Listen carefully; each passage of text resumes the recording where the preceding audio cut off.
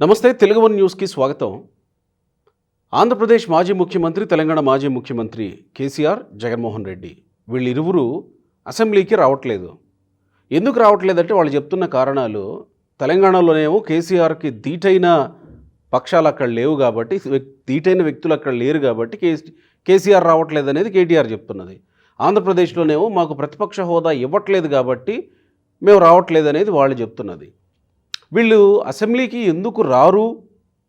ప్రజలు ఎన్నుకొని ఒక్క వ్యక్తినైనా అసెంబ్లీకి పంపిస్తే వెళ్ళాలి కదా, వీళ్ళకి జీతభత్యాలు తీసుకుంటున్నారు కదా, వీళ్ళ విధులు వీళ్ళు నిర్వర్తించాలి కదా అని ఉన్నది ఒక ప్రశ్న. అయితే అసలు ఓవరాల్గా ఎమ్మెల్యేలుగా గెలిచినటువంటి వాళ్ళు సభకి కొంతమంది వెళుతున్నారులేండి, అది వేరే విషయం. వెళ్ళనటువంటి వాళ్ళు ఎందుకు వెళ్ళట్లేదు? అసలు ఎమ్మెల్యే విధులేంటి? వాళ్ళు చేస్తున్నదేంటి?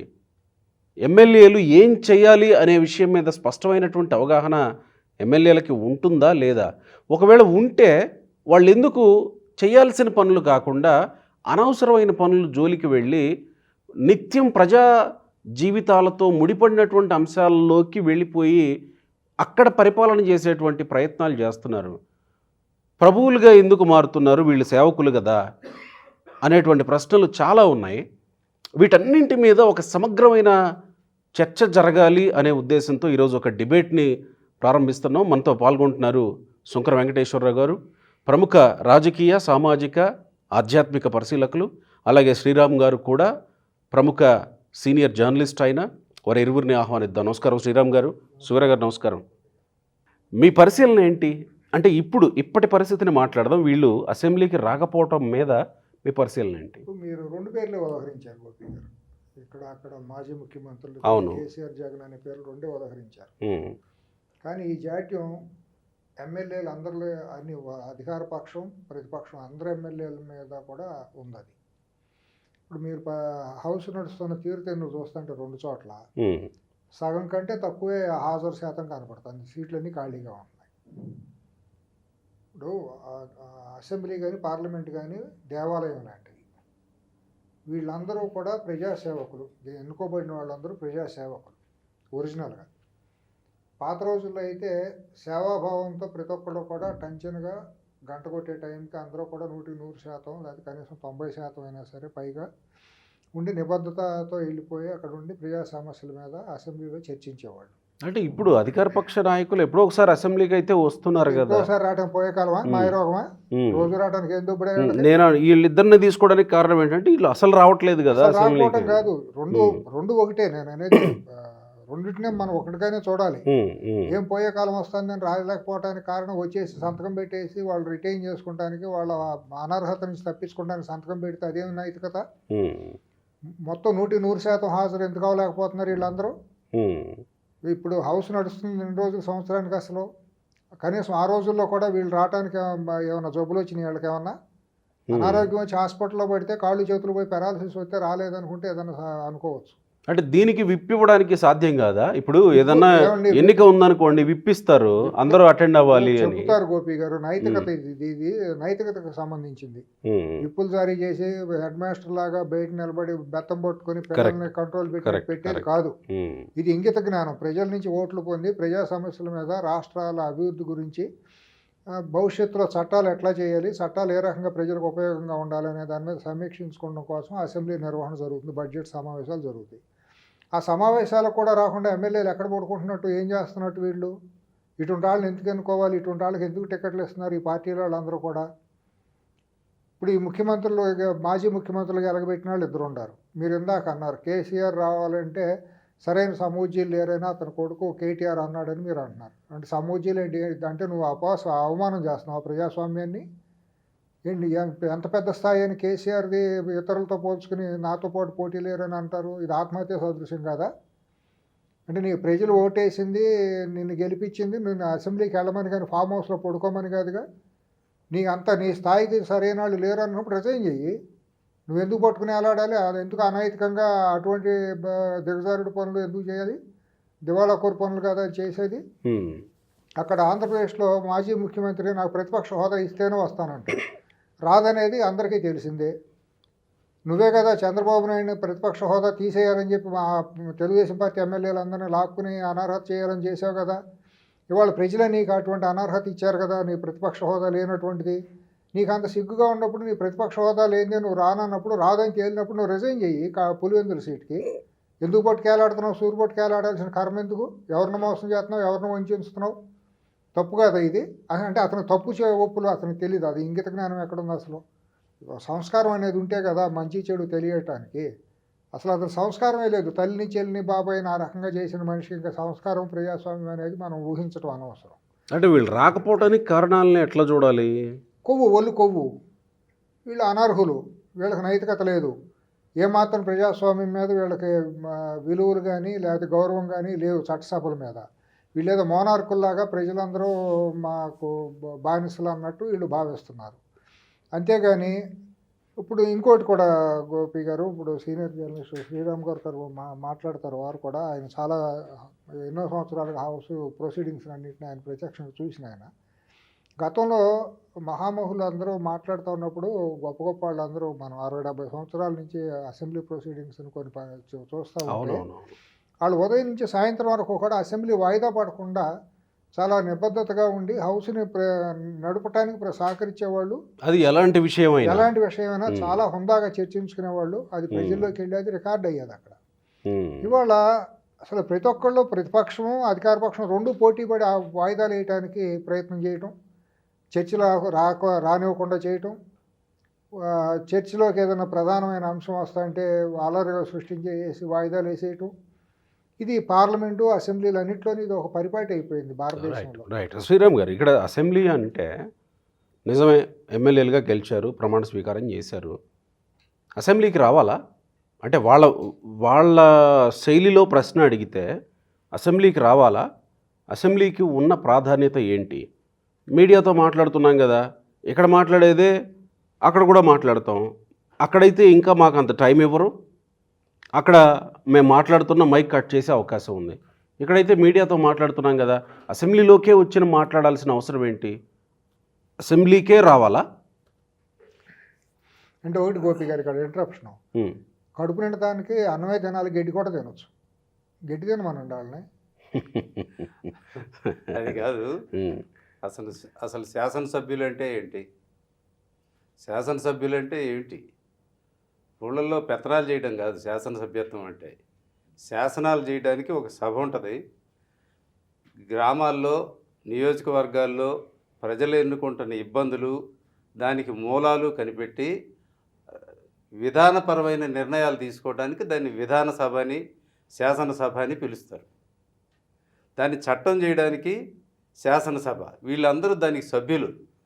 అసలు ఆ సంగతి మర్చిపోయారు. శాసనసభకు రావాలి, మనం కొన్ని తీర్మానాలు చేయించాలి, మన వాగ్దాటితోటి సమస్యని ఫోకస్ చేయాలి, మనం గట్టిగా మాట్లాడి అవతల అందరూ కన్విన్స్ అయిపోయి దీని మీద ఫైనల్గా ఒక తీర్మానం చేసి మనం ఒక చట్టాన్ని తయారు చేసేటట్టు మనం పనిచేయాలనే విషయం అందరూ మర్చిపోయారు. శాసనసభ అంటే చట్టాలు తయారు చేయడం అంటే గెలిచిన వాళ్ళకేనేమో, ప్రతిపక్షంలో ఉండే వాళ్ళకి కాదేమో అని అనుకునే అవకాశం ఉందేమో కదా. అట్లా ఉంటుంది. పబ్లిక్ ఇష్యూ అంటే ఇప్పుడు రైతులు ఆత్మహత్యలు ప్రతిపక్షాల దగ్గరే చచ్చిపోరు, లేకపోతే అధికార పక్షాల దగ్గరే చచ్చిపోరు. ఇష్యూస్ వచ్చేటప్పటికి అన్నీ కామనే. ఇప్పుడు మిర్చి రైతుల సమస్య, ధరల సమస్య వస్తుంది. అది ఎక్కడ పండుద్దో అక్కడ వస్తుంది. అది రాష్ట్రం అంతా ఉంటుంది. ఎక్కడెక్కడ యార్డ్లోనే అక్కడ వస్తుంది. లేదా ఇంకోటి ఏదైనా ఈ ఇరిగేషన్స్, ఈ నీళ్ల సమస్యలు అవి వస్తాయి. వాటి మీద మాట్లాడాలన్నా కూడా అవి అన్ని ప్రాంతాలకి సంబంధించినవి ఉంటాయి. అంటే మనకేంటి సంబంధం లే, అధికార పక్షం ఉంది కదా వాళ్ళు చూసుకుంటారులే అని ప్రతిపక్షం అనుకుంటున్నారేమో అని నేను అంటున్నా. ఇంకా ప్రతిపక్షం దేనికి? ఎందుకు అనవసరంగా? అది కరెక్ట్ కాదు కదా. అలా అనుకుంటే కరెక్ట్ కాదు. ఇప్పుడు ఒక సినిమా ఉంది, ఒక విలన్ స్ట్రెంగ్త్ని బట్టే హీరోయిజం ఎలివేట్ అవుద్ది. కరెక్ట్. అలాగే ప్రతిపక్షం కనుక దమ్ము ధైర్యంతో ఒక ఇష్యూస్ని స్టడీ చేసి అసెంబ్లీలో కనుక గట్టిగా మాట్లాడితే ప్రభుత్వాలు దెబ్బకు దిగి వస్తాయి. ఇప్పుడు ఉదాహరణకి ఇప్పుడు మనకి ఏంటి ప్రాబ్లం ఏంటి? ఇప్పుడు ఆంధ్రాలో ప్రతిపక్ష హోదా లేదని అక్కడ జగన్ గారు అక్కడ రావట్లేదు, రాను అంటాడు. సరే, అటెండెన్స్ కోసం వచ్చారు, ఇవన్నీ అందరికీ తెలుసు. అక్కడ అదే కాదు, ఇంతకుముందు పీజేఆర్ ఇక్కడ ఉండేవాడు, పి జనార్దన్ రెడ్డి. హైదరాబాదులో. అప్పుడు చంద్రబాబు నాయుడు సీఎం. అప్పుడు పీజేఆర్ అసెంబ్లీలో మేము కవరేజ్కి వెళ్ళేవాళ్ళం. పీజేఆర్ వేసే క్వశ్చన్లకు కానీ అతను మాట్లాడిన దానికి జవాబులు దొరికేవి కాదు. చంద్రబాబు నాయుడు కూడా తడబడేంతగా వెంటబడి క్వశ్చన్ చేసేవారు. ఏలేశ్వరం స్కామ్ అలాగే అసెంబ్లీలో కడిగి పారేశారు. గవర్నమెంట్లో ఎక్కడైనా సరే ఒక స్కామ్ జరిగితే అధికార పార్టీ లేకపోతే అధికారంలో ఉన్న నాయకులు ఎవరైనా సరే కొల్లీడ్ అయి ఉంటే ఆ విషయాన్ని బయట పెట్టాల్సింది ఎక్కడ బయట పెడతారు? వేదకొచ్చి అసెంబ్లీనే. ఇప్పుడు మీడియా ఉంది కదా అని అంటున్నారు జగన్మోహన్ రెడ్డి. ఇప్పుడు మీడియా అంటే ఒకటి, ఎవరి మీడియా వాడిది. వాడు ఒకటి చెప్తాడు, వీడు ఒకటి చెప్తారు. బయటికి వెళ్ళి మీడియాలో చెప్పుకునే కాడికి ఇక ఎలక్షన్లు ఎందుకు, విధానసభలు ఎందుకు? మీడియా అనేది పబ్లిక్కి ఒక టూల్. లోపల ఏం జరిగింది అనేది బయట చూసుకోవడానికి మీడియా. కానీ అలాగని అన్నీ రద్దు చేసుకుంటూ పోతామా? ఇవాళ మీడియా వచ్చింది. ఒక విషయం కీలకంగా చెప్పారు ఇంతకుముందు, ఎమ్మెల్యేలు ఎన్నుకోబడేది చట్టాలు చేయడానికి, అవును, పరిపాలించడానికి, లోకల్లో ఉండేటువంటి విషయాల మీద ఇప్పుడు జరుగుతుంది పనులు చేయడానికి కాదు అని. అంటే ఇప్పుడున్న ఎమ్మెల్యే అంటే నియోజకవర్గంలో పరిపాలించడానికి, నియోజకవర్గంలో కొన్ని పనులు చేయడానికి అని అనుకుంటున్నారేమో. ఒక విషయం చెప్తాను నేను. ఆ విషయం కూడా ఎమ్మెల్యేకి యాక్చువల్గా నియోజకవర్గాల్లో పరిపాలించడానికి ఏమి అధికారాలు ఉండవు. ఆయన ఏమి రాజు కాదు, మంత్రి కాదు. శాసనసభ్యుడు అనేవాడు ప్రజల ప్రతినిధి. ఆ జనమంతా ఎందుకు ఓట్లేసి ఎన్నుకుంటారు?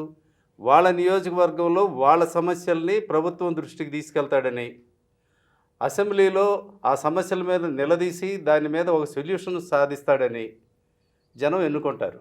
కానీ ఇప్పుడు జరుగుతున్నది ఏంటి? వాళ్ళ వ్యాపారాలు, వాళ్ళ సంపాదనలు, వాళ్ళ వ్యవహారాలు వాళ్ళు నడిపిస్తున్నారు, వాళ్ళ అధికారాన్ని చూపిస్తున్నారు. జనం కూడా ఎట్లా అలవాటు అయిపోయారంటే ఒక రకంగా ఈ నాయకత్వాలకు బానిసలు అయిపోయారు.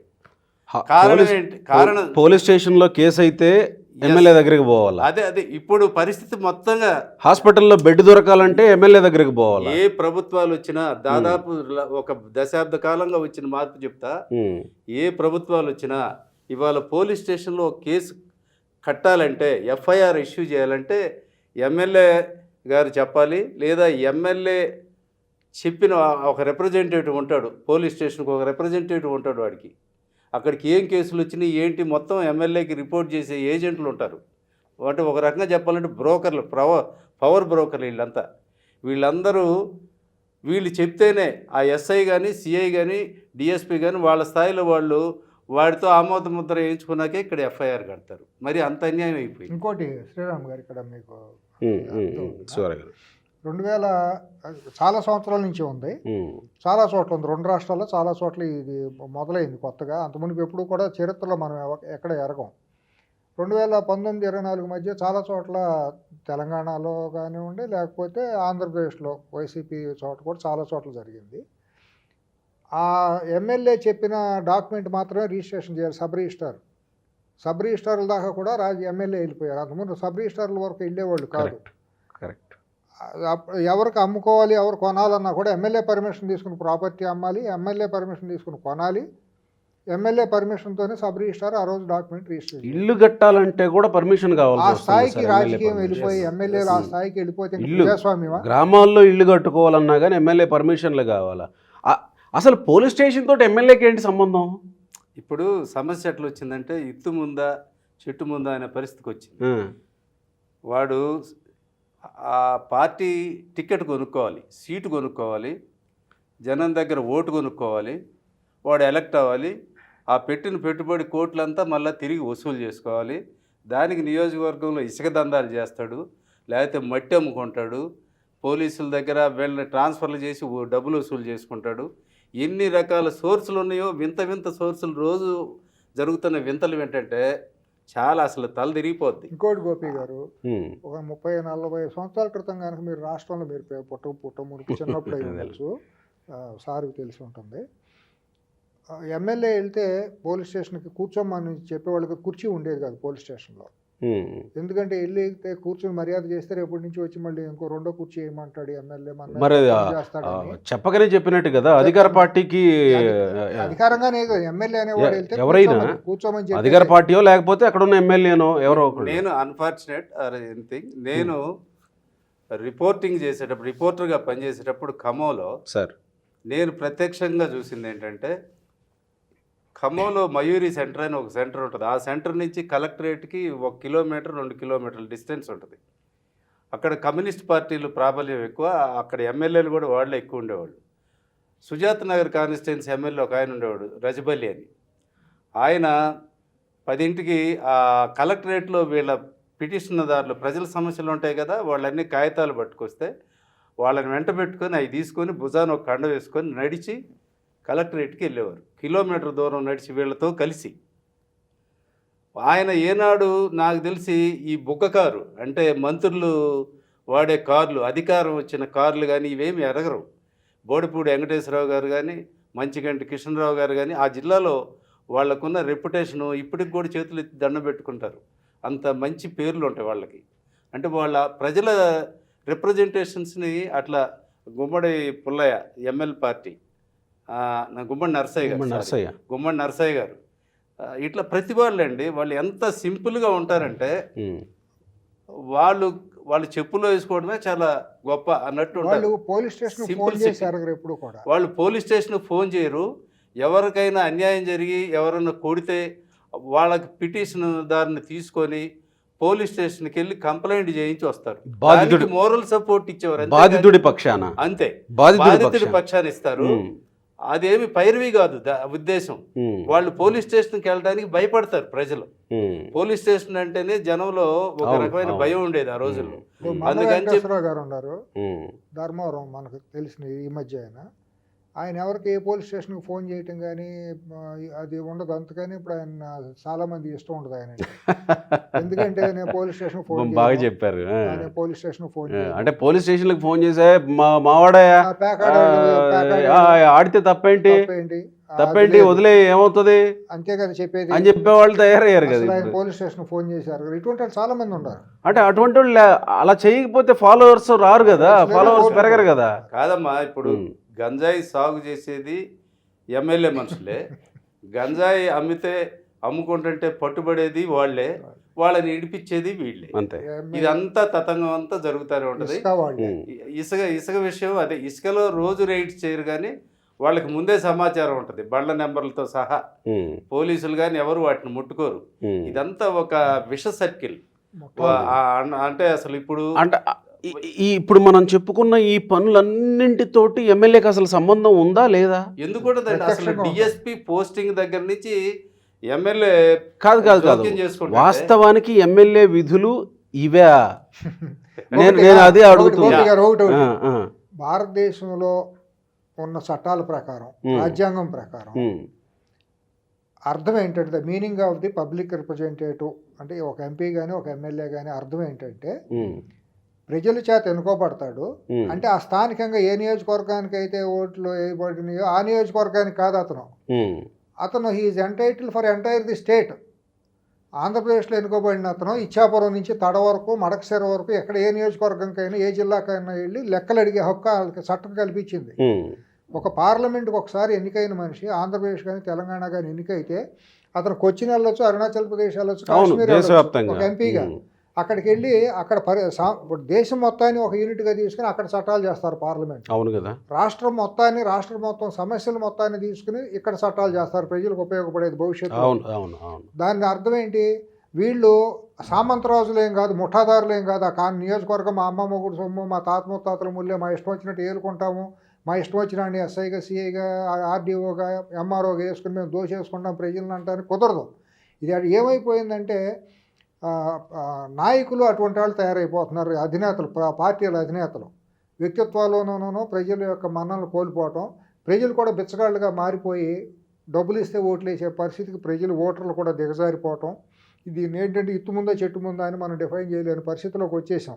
నాకు ఒక అనుమానం ఉంది సువీర గారు, ఇక్కడ అందరినీ అనలేం కానీ కొంతమందికి ఎమ్మెల్యే అంటే చేయాల్సిందేంటి చేయకూడదేంటి చేస్తారని అని లేదు. తెలిసి ఉండకపోవచ్చేమో. తెలియదు. అసలు అంటే తెలియదు వాళ్ళకి. ముందు ఎమ్మెల్యేలు ఏం చేస్తున్నారు, ఓహో ఇదే కాబోలు చేయాల్సింది అని అనుకుని చేస్తున్నారేమో. ఎమ్మెల్యే అంటే మెంబర్ ఆఫ్ లెజిస్లేటివ్ అసెంబ్లీ అనే అర్థం చెప్పలేకపోవచ్చు, చదువు రాకపోవచ్చు, అంత మాత్రాన్ని అనర్హుడని మనం అవహేళన చేయటం కాదు. అవును కదా, ప్రజలు గెలిపించారు, ఓట్లేసారు అట్లేదన్నా. ఓట్లేసిన తర్వాత చాలా మందికి ఎమ్మెల్యే అంటే అబ్రివేషన్ తెలియదు, తెలియకపోతే అనర్హత అని నేను అంటలేదు. కనీసం సంస్కారం కూడా లేదు వీళ్ళకి, హౌస్లోకి వెళ్ళి మాట్లాడే దమ్ము కూడా లేదు. అటువంటిప్పుడు ఎవరిని ఇబ్బంది పెడతానికి, ఎవరిని ఏడిపించడానికి వీళ్ళు ఎమ్మెల్యేలు వెళ్తున్నారు, దేశాన్ని ఏడిపిస్తున్నారు, రాష్ట్రాన్ని సమాజాన్ని ఏడిపిస్తున్నారు. నీకు అర్హత లేని టికెట్లు ఇవ్వడం కూడా తప్పేక పార్టీల వాళ్ళు. వాడికి డబ్బులు ఉన్నాయి, స్మగ్లరు, లేకపోతే గంజా వ్యాపారం చేశాడు, ఇసుక వ్యాపారం చేశాడు, సారా వ్యాపారం చేశాడు, అలా భూములు ఆక్రమించుకున్నాడు, లేకపోతే ఎన్ఆర్ఐలు అని చెప్పి తీసుకొచ్చి టికెట్లు ఇస్తున్నారు. అవును, బాగా డబ్బు ఎవరుకుంటే వాడికి టికెట్లు ఇస్తున్నారు. వాడు గెలిపే. బాగా డబ్బు ఉండాలంటే ఏం చేయాలా? అక్రమాలు చేయాలి. మరి అక్రమం అనైతికం చేస్తేనే కదా బాగా డబ్బు. హౌస్లోకి వెళ్ళిన తర్వాత అంటే కొంతమంది మినహాయింపు మళ్ళీ ఇక్కడ మనం అందరినీ అనలేం. అందరినీ అంటలేదు, మెజారిటీ అట్టాగే ఉన్నారు. దీంట్లో మనం ఏమీ కప్పదాట కాదు, మంచోళ్ళు కూడా ఈ ప్రవాహంలో కొట్టుకుపోతున్నారు. అర్హత లేదు. ఇప్పుడు ప్రజలు ఎలా తప్పుదారి పట్టిపోతున్నారు. ఇప్పుడు ఓటుకు అసలు ఆ రోజు నోటు తీసుకోకుండా ఉంటే నీకు క్వశ్చన్ చేసే ఛాన్స్ ఉంటది కదా. Of course. అసలు లీడర్ ఎక్కడ తయారవుతాడండి? బేసిక్ గా సమస్యల మీద కొట్లాడినప్పుడు. అది మీరు పూర్వపు వాళ్ళని చూసి ఇప్పుడు వాళ్ళు నేర్చుకుంటారు అంటే, మంచి వాళ్ళని చూసి నేర్చుకుంటే పర్వాలేదు. ఇప్పుడు పెద్దవాళ్ళు ఉన్నారు, నర్రా రాఘవరెడ్డి గారు, వెంకయ్య నాయుడు, లేకపోతే ఇంకొకరు పెద్దలు అసెంబ్లీలో, చెన్నమనేని రాజేశ్వరరావు గారు, అంటే ఎక్కువగా నా నోట్లో కమ్యూనిస్ట్ పేర్లు రావచ్చు, కానీ అప్పుడు ఈ డామినేట్ చేసిన ఏరియాలో వాళ్ళు కమ్యూనిస్టులు, ప్రజా సమస్య, వాళ్ళు సింప్లిసిటీ మెయింటైన్ చేశారు. మన ఓల్డ్ ఎమ్మెల్యే కాలనీ నుంచి పొద్దున్నే ఒక 4 బస్సులు బయలుదేరుతాయి అసెంబ్లీకి, అసెంబ్లీ సెషన్స్ ఉన్నప్పుడు. ఏంటి బస్సులు బయలుదేరుతాయి? కార్లు కాదు, కార్లు కాదండి, ఆ కార్లు లేవు, అసలు తెలియదు వాళ్ళకి. నేను చెప్పా కదా ఇందాక, రజపల్లి గారు జీప్ ఎక్కితే ఆయన ఒక రథం ఎక్కినట్టు ఫీల్ అయ్యేవాడు. ఆయనకి అది పెద్ద అదృష్టం. ఆయన జీపులో ఎమ్మెల్యే గారి నియోజకవర్గంలో తిరుగుతున్నాడంటే ఆయన చాలా ప్రివిలేజ్గా ఫీల్ అయ్యేవాడు. ఫెసిలిటీస్ లేవు అప్పుడు, అది కూడా ఒక కారణం. ఈ తర్వాత ఈ బస్సులో ఎలా వస్తారు వాళ్ళు, స్కూల్కి వచ్చే పిల్లలు ఎలా వస్తారో ముందు రోజే వాళ్ళంతా ఒక ఇష్యూస్ మీద, రేపు అసెంబ్లీలో ఏం మాట్లాడాలి అనేది ఇవాళ తయారవుద్ది. సాయంత్రం వీళ్ళు క్వశ్చన్స్ ఇస్తారు, ఇది రేపు మా ఇష్యూస్ ఇవని, అవి రేపు వస్తున్నాయా లేదని. కోర్టులో ఎలాగా కేసులు రేపు బెంచ్ మీదకి ఏం వస్తున్నాయో తెలుస్తుందా కదా. అలాగే అది రాత్రి 8ంటికి ఏమో డిక్లేర్ చేస్తారు, రేపు బెంచ్ మీద ఈ కేసులు వస్తాయని. అలాగే వీళ్ళు ఇచ్చిన క్వశ్చన్లు రాకపోతే మళ్ళీ నెక్స్ట్ డే పోయి స్పీకర్ దగ్గర బాబు మా క్వశ్చన్లు పెట్టండి, మా జనం చచ్చిపోతున్నారని చెప్పి వాళ్ళు పైరువి చేసి పెట్టించుకునేవాళ్ళు. నెక్స్ట్ డే ఆ ఇష్యూ మీద మంత్రి, కన్సర్న్ మినిస్టరు ఆ రీడింగ్లోనే మంత్రి జవాబు చెప్తాడు. జవాబు చెప్పిన సంతృప్తిగా లేకపోతే సభ్యులు లేసి మళ్ళీ క్వశ్చన్ చేస్తాడు, దాని మీద ఆర్గ్యుమెంట్ జరుగుద్ది. ఒకవేళ అత్యవసరమైన సమస్య వస్తే దాన్ని 0 అవర్ అని ఒక అవర్ ఉంటుంది. ఫస్ట్ 1 అవర్ క్వశ్చన్ అవర్ అయిపోయిన తర్వాత 0 అవర్ వస్తుంది. ఆ 0 అవర్లో మీరు ఏ ఇష్యూ అయినా ఆ గంటలో చెప్పేసేయచ్చు, అడగొచ్చు. దానికి ఏలెత్తుతారు వాళ్ళు, స్పీకర్ ఒక్కొక్కళ్ళని లేపుతారు, క్వశ్చనింగ్ అయిపోద్ది. అది దానికోసం వీళ్ళు ముందు రోజే రేపు ఏం ఇష్యూ వస్తుందో తెలుసు కాబట్టి, ఉదాహరణకి నాగార్జున సాగరు, లెఫ్ట్ కార్నల్ ఇష్యూస్, దాని మీద అంతా స్టడీ చేసి వస్తారు. దానికి మంత్రి, ఇరిగేషన్ మంత్రి ఉండొచ్చు, అపోజిషన్ లీడర్ ఎవరైతే క్వశ్చన్లు వేస్తారో, ఎవరైతే రైతులు, వ్యవసాయ రంగ సమస్యలు తెలిసిన వాళ్ళు నాయకులు ఉంటారో, వీళ్ళు ఈ క్వశ్చన్ తయారు చేసి దానికి వేశాక వాడు అందులో ఒక పెద్ద నోట్, ఒక ఫైల్ తయారు చేసుకొని అక్కడ డిస్కషన్ పాయింట్స్, అసెంబ్లీలో అప్పటికప్పుడు పేజీలు తిప్పడం కష్టమని మధ్యలో స్లిప్పులు పెట్టుకొని తీసుకొచ్చి అక్కడ ఆర్గ్యూ చేస్తారండి. కోర్టులాగా ఆర్గ్యుమెంట్ జరుగుద్ది. వాళ్ళు సంఖలో పెట్టుకొని పుస్తకాలు బస్సు దిగి వస్తుంటే మొయ్యలోని వాళ్ళు పెద్దవాళ్ళు ఉంటే వాడికి ఒక అటెండర్ ఎవరన్నా పార్టీ వాళ్ళు ఎవరైనా వచ్చి సహాయం చేసేవాళ్ళు, లోపలికి తీసుకొచ్చేవాళ్ళు. వాళ్ళు ముట్టుకొని ఇచ్చేవాళ్ళు కాదు. వాళ్ళు సెల్ఫ్ రెస్పెక్ట్ మీద వాళ్ళు బతికారు. దాన్ని ఇప్పుడు నామోషిగా ఫీల్ అవుతారు. ఇప్పుడు షోకి ఫైల్ పట్టుకొని రావడం నామోషి. అసలు వాడి ఫోనే వాడు పట్టుకోడు కదా. ఓటు గోపి గారు, ఇంకోటి ఎమ్మెల్యేలు వస్తా అంటే ఆర్టీసీ బస్సులో సీట్లు 4 సీట్లు ఉంటాయి. ఎగ్జాక్ట్లీ 9-10 సీట్లు, 2 సీట్లు, 9-10 సీట్లు 2 ఉంటాయి. ఎంపీ ఎమ్మెల్యే అని రాసి ఉండేవి అక్కడ. బస్సుల్లో వచ్చేవాళ్ళు చాలా మంది ఎమ్మెల్యేలు ఆ రోజు. ఇప్పుడు లేవనుకుంటా, నంబర్లు లేవు బస్సులలో, ఆర్టీసీ బస్సులలో. కోటా ఉంది, ఇప్పుడు ఆ నంబర్లు పెద్దగా కాదు. ఎమ్మెల్యే గారికి చెప్తే ఆర్టీసీ వాళ్ళకి వాళ్ళ పిఏ ఫోన్ చేసి చెప్తే మనలాంటి వాళ్ళకి ఇచ్చేస్తారు ఆ సీట్.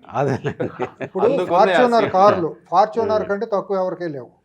ఫార్చునర్లో అంటే ఇది ఇక్కడ నాకు ఒక చిన్న ప్రశ్న ఉంది.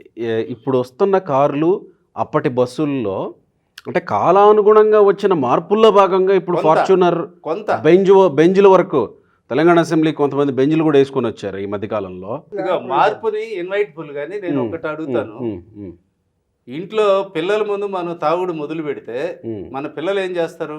వాళ్ళు కూడా నేర్చుకుంటారు. మరి మన ప్రజాప్రతినిధి మన నాయకులు వాళ్ళ సింప్లిసిటీ వదిలేసి షోకులకి వెళ్తే నీ అనుకున్నోడు ఏం చేస్తాడు? ఖచ్చితంగా వాడు రేపు నేను ఒక రేంజ్ రోవర్ కొనాలనుకుంటాడు. ఎమ్మెల్యే గారు చూస్తే నా రేంజ్ రోవర్ ఏమో నాకంటే పెద్ద వెహికల్ కొన్నావరా అని చెప్పి వాడు దాచిపెట్టుకొని తిరుగుతాడు. అట్లా సంపాదించే వాళ్ళు చాలా మంది తయారయ్యారు కదా.